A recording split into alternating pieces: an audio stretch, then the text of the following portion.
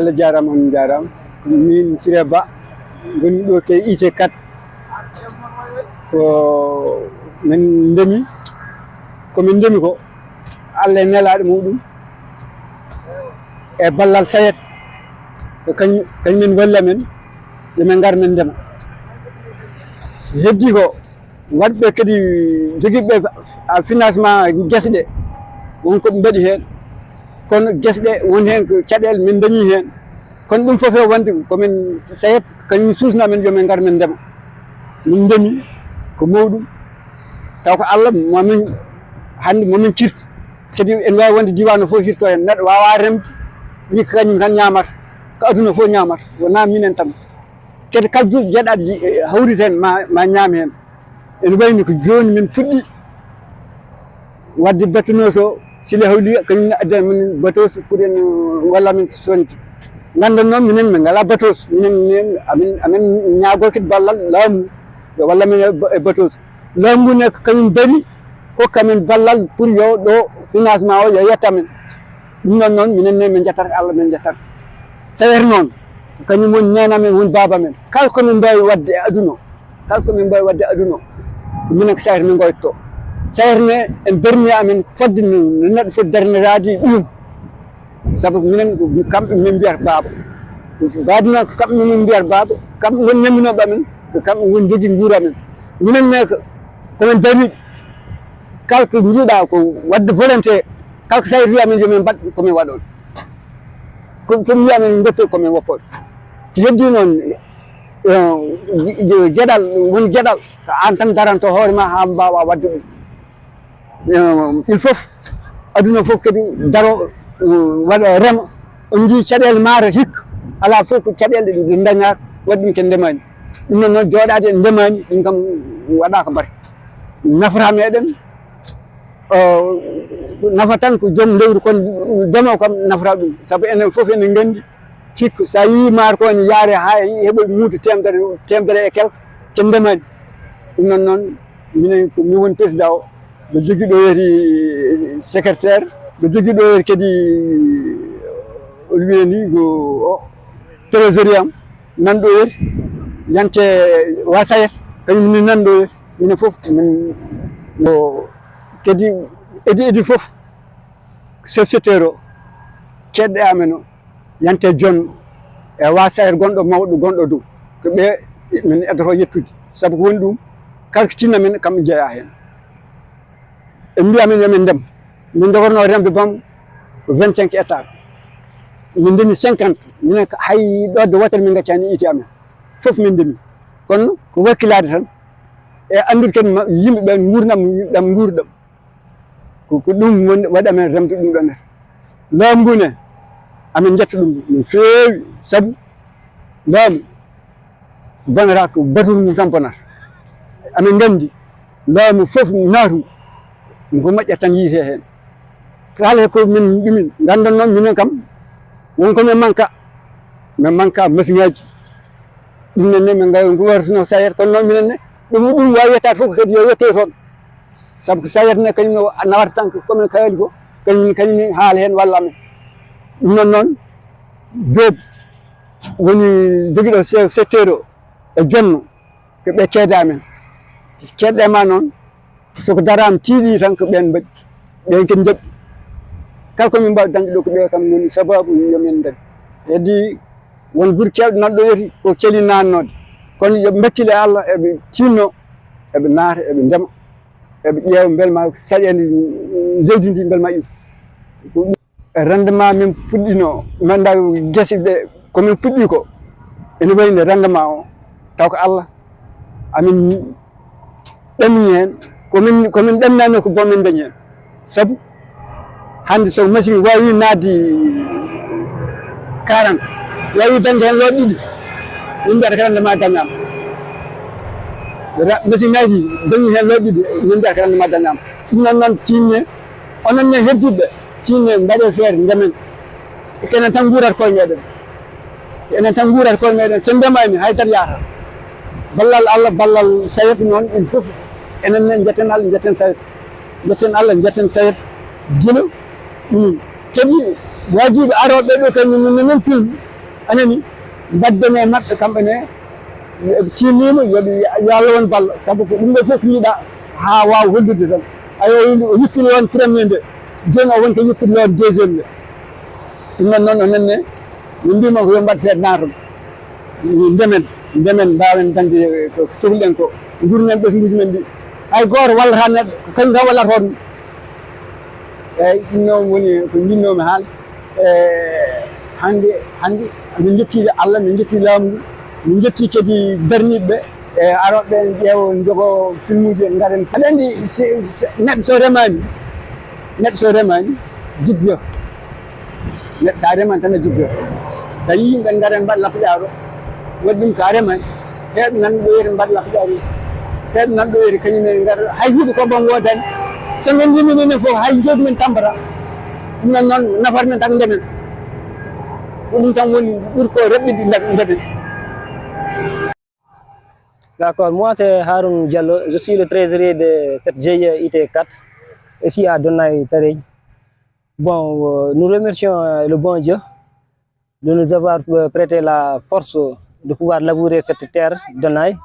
Bon, nous avons labouré presque toute la surface cette fois-ci. C'est notre première campagne après cet réaménagement.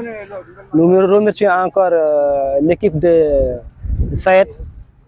qui n'a mené aucun effort, qui n'a ménagé aucun effort pour cette bonne campagne. Donc vraiment nous remercions Dieu et ça s'est bien passé. Et nous remercions encore le propriétaire du moissonneur batteuse qui est Moussa Haroun, plus connu Sili Haouli, qui nous a aidé, qui a amené cette batteuse aujourd'hui même. Et ça a commencé à labourer les champs de IT4.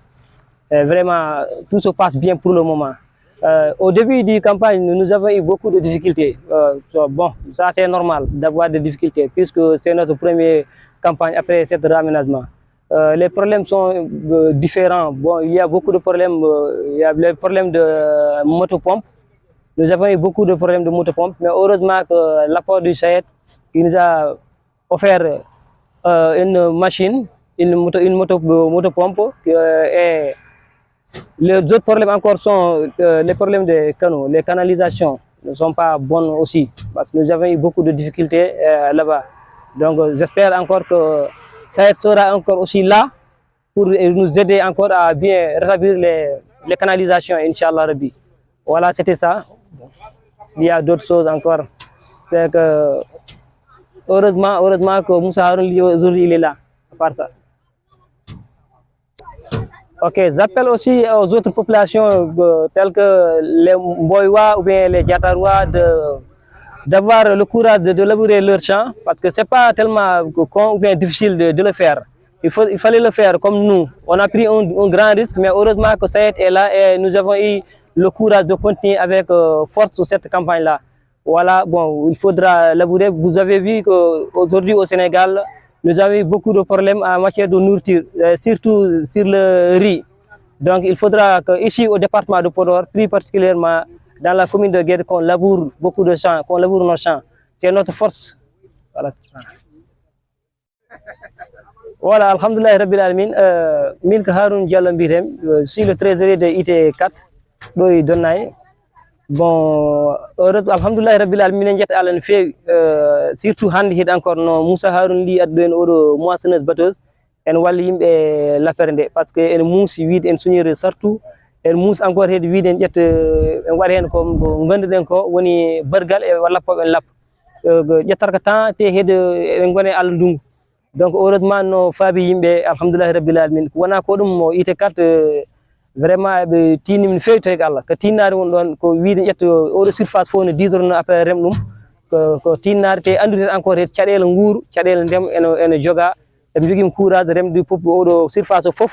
alhamdulillah eɓe ndemi ɗum te encore waɗi réussir alhamdulillah hande ko minen jetta Allah no fewi gongni départ o min kulin batte gasoil min kulin batte machine aji ɗo min kulin encore heede batte canal ɗo henna kono foof Allah waɗi hen suturu wonno ko pellital e softede nde hen tan Allah waɗi hen suturu no fewi alhamdulillahi rabbil alamin hande ari ha ɗo henna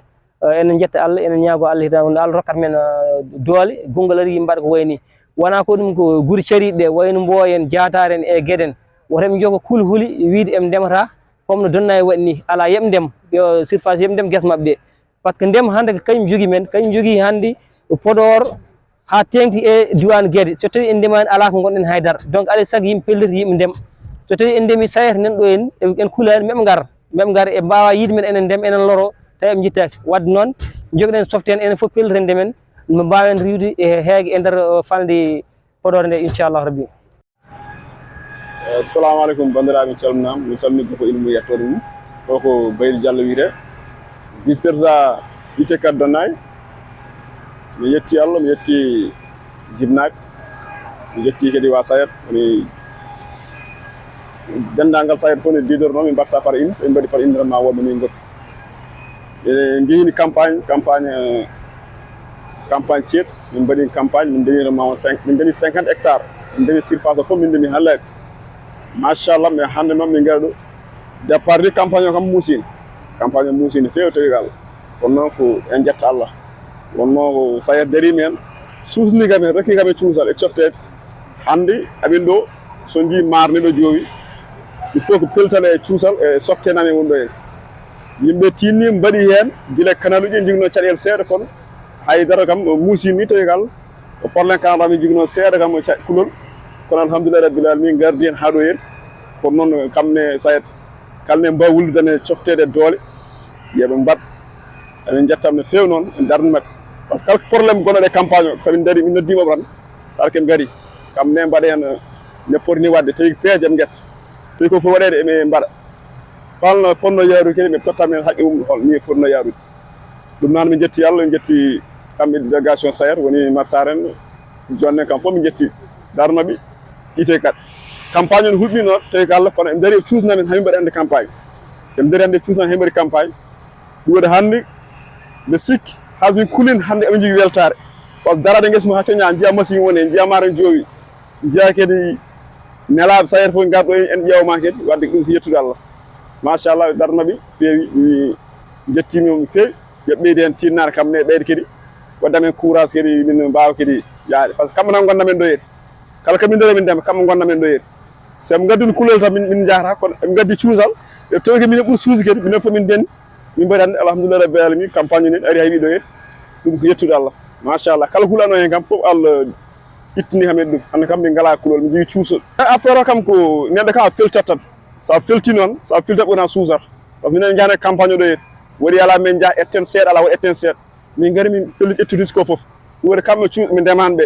yoɓe jokka kamɓe peltal e ndem sa remi kadi nden caɗele ma jiite kadi sa remani no a wandi caɗele ma no goni nden hande min gandi caɗele amen ɗum goni e nder GIE o kala ɗo caɗele hande SAED dere min mbiya ɗo probléme ɗo wona probléme ɗum noon kamɓe yiɗɓe remde walla ndemanɓe ɓe mbaɗa feere ndem par ce que wasde remde zone o moƴƴani par ce que jiitani wotene ndemani ɗo yeeɗi caɗele bayni ko wacce eyi neɗɗo noon so yi ene heewa caɗele tan ko haara hen so haari kam caɗele ma ussima on probléme ɓurɗo mawnude he heege ene keegano heege musidɓe on hande so sa yaaha 20 000 21 000 ko wasno remde leydi ndi Allah waɗi minen jogui leydi eɓe gaari ɓe mbaɗi aménagement feewi fewayde a waɗata sa waɗi mi anda probléme ko mais sa waɗani noon kadi a wandi probléme o ɗum noon kadi kamɓe remaɓe kadi ɗum min jiiɗi rokkudeɓe kadi peltal par ce que ndemanno nde woni remɓe mon hulɓinannoɓe o maayi campagne o kanalu ciirani kono alhamdulillah rabbil alamin wonno Allah tawri amen hen fof yeehi machallah alhamdulillah rabbil alamin min gardi e campagne ha ɗo yeeɗi ɗum noon mi yettiɓe kamɓe foof kamɓe derninoɓe campagne uji foof guila wa SAED wa bureau ITK e yimɓe ITK e zone Donnay foof weltanimoɓe kala jeg jano campagne kadi min dakki ɗum kadi yo Allah rokku ɗum wawa kadi yaade gonngol inchallah a ɓurɗo yaade kadi so dañi Allah wawi jangge ɓe gadda min ɓurɗum kadi ha won ɓurɗumen hande won caɗele tan e ndem men hulɓinani hen seeɗa tan en ngala hande wiide machine ngaji par ce que en jiiƴat remde ndema ko heewi a suusa par ce que holko waɗi ɗum machine ngaji fof jaara ko roos an jooɗa guesa ma aɗa jooɗi hen kalisaji ne a yeeyi banque aɗa ƴetti kalisaji ne mbaɗa hen ha campagne ma ara bonde a anda hen hande coñaɗen ɗo woni sorte ar 700 jaɓata mbaɗa batte mbaɗa kaccere so ƴeewi frais ji han ma wonede 400 quelque mille 300 pawɗe mbaɗa campagne ko ponɗa ko dañ fof a waɗi mais frais kono noon ko mawɗi alhamdulillah rabbi on ko dañci hen noon kam kono noon kam so dañama kadi ɓeydo kadi kamɓe SAED ni min ñaaguiɓe ɗo machine ngaji e mballa min daña ko wayni ma wettin campagne amen kadi ndema min cuusremde sakko hirani ko surface poɗni yaaj minne ko ɗum noon en ñaguinomi kamne ballal mabɓe ɓe mbaɗen ballal mabɓe ɓe ganda caɗele ɗum ɗo ɗum noon woni hande ɓuuri wonde caɗele amen wona hay kanaluji bo minen amin mbaɗa hen doole amen e makka kono machine kam so ala moyen ala haydara mais peeje maɓɓe mbaɗaɗo haymin campagne kadi balla men ɗen peeje kadi haymin mbawa kadi dañde machine ngaji ɗiɗo a so waɗi ɗiɗo machine ngaji woɗ machine o toskone waɗa tappiji waɗi ɗiɗon so min dañi hande dañi bollira min dañum ket kamɓe wasayre kadi min ñaagui ngal on balal kadi yam jaggi hen ha ɓeyda ha ɓuuri ɗum jagguɗo ɗo kadi e ɗum noon jarama bandiraɓe. mbooloo mi ñu ngi leen di nuyu Matar Diop la conseil agricole zone Donay Podor secteur Gamaji Saré délégation de Podor ñu ngi leen di sant producteurs yi di am satisfaction nag bu kawe sunu njort ndax yaakaar naa ne campagne bi au début biñ koy commencé producteurs yi amoon na ñu ci doon douter mais ñi ngi sant bu baax le président de Donay IT4 nga xam ni hésité wul di appliquer les recommandations et les conseils de la SAED moom moo njëkk a commencé campagne depuis le 13 mars producteurs yi aussi topp ko ci wóolu ko yoo xam ni loolu mooy leader da ngay mën a jël ay décisions mais aussi jël décisions yi baax ba pare jël leen ci moment bañ ko war a jëlee actuellement ñi ngi ci récolte yi mais nag lépp pareegul à 100% dañu war a accompagner récolte yi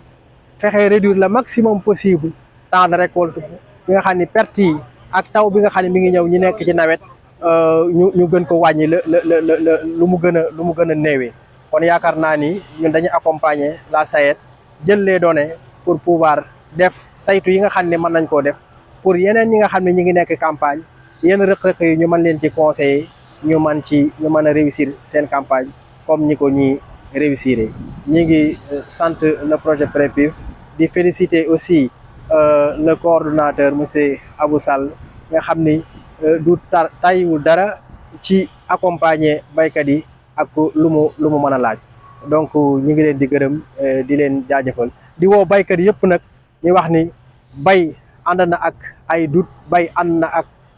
ay hésitation mais ñu bàyyi yooyu ñu xam ni ñun leen rek lañ am muy suuf si aménagement bi bu taxawee nañu fexe organiser à temps def campagne bi dans les délais ba nga xam ni tey yàqu-yàqu yi ak rëcc-rëcc yu bëri danañ ko gën a wàññi le maximum possible ñu ngi leen di sant di leen gërëm.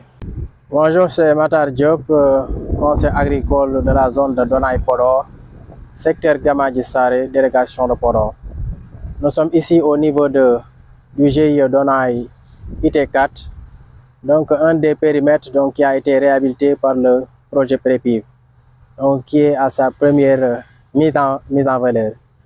Donc c'est une campagne donc, qui a été menée à bout par les producteurs du GIE à fonds propres. Ceci étant dit, je les remercie, mais les félicite de leur engagement.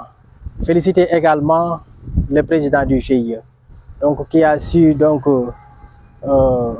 mener cette campagne malgré les difficultés, appliquer toutes les recommandations et les conseils de la SAED. Le leadership, c'est ça. Le leadership, c'est savoir prendre des décisions, les bonnes décisions, mais les prendre à temps.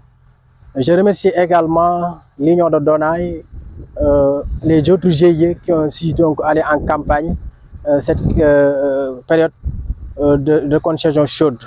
Comme vous le savez, la campagne a été débutée le 13 mars 2024 et nous sommes aujourd'hui le 24 juillet, pratiquement 4 mois et 12 jours et les récoltes ont déjà débuté. J'appelle les producteurs donc à redoubler d'efforts, à être beaucoup plus vigilants. On a commencé les récoltes, c'est vrai, mais tant que le paddy n'est pas rentré dans les magasins, la production n'est pas encore sécurisée. Donc on les appelle donc à réduire le maximum possible les délais de récolte. Nous sommes en hivernage avec les pluies qui sont difficiles de les prévoir, mais donc il faut que les gens donc, soient 24 heures sur 24, redoubler d'efforts, essayer de réduire le maximum possible donc ces délais comme je l'ai dit, ces délais de la récolte. Donc j'appelle aussi les autres présidents, les autres GIE, donc qui s'engagent donc à aller en campagne d'hivernage, donc à voir l'exemple de ce GIE, Donay IT4. Donc comme vous l'avez vu, les parcelles se sont bien comportées, donc nous projetons donc d'avoir de bons rendements, donc 7 tonnes jusqu'à 8 tonnes. Les carrés de rendement sont déjà posés, les autres données donc de toutes les opérations donc seront également prises donc pour éventuelle analyse donc et essayer donc de formuler des recommandations pour d'autres GIE. Donc je remercie le projet PREPIV, remercier le directeur, les féliciter aussi pour cette réussite, donc qui n'a ménagé aucun effort donc pour la mise en place de cette campagne. Donc remercier le chef secteur aussi, donc à travers lui, donc tout le dispositif du secteur Gamadji Saré. Merci beaucoup.